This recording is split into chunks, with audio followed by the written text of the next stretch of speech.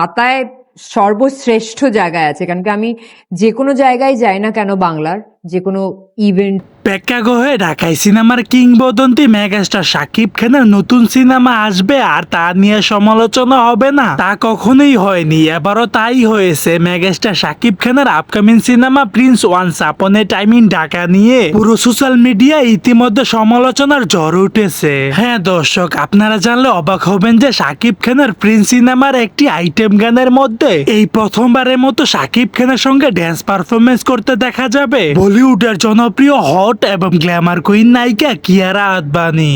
Cry for.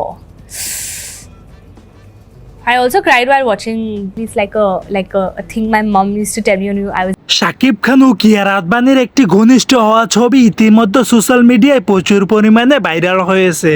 আর এবার তা নিয়ে মুখ খুলেছেন ওপার বাংলার জনপ্রিয় অভিনেত্রী মিমি চক্রবর্তী। আমি খেলা শেখাতে এসেছি, এবার খেলা হবে আমার। তিনি সোশ্যাল মিডিয়ায় শাকিব খানকে উদ্দেশ্য করে একটি বার্তা প্রকাশ করেন। শাকিব খানকে নিয়ে উদ্দেশ্য করে বললেন, ছি ছি শাকিব, তোর চরিত্র এতটা খারাপ সেটা আগে জানতাম না। তুই কিভাবে কিয়ারা আদবানির সাথে এরকম নোংরামি করতে পারিস? শুধু তাই নয়, ইতিমধ্যে রেগে মেগে আগুন হয়ে গেলেন মিমি চক্রবর্তী শাকিব খানের উপর।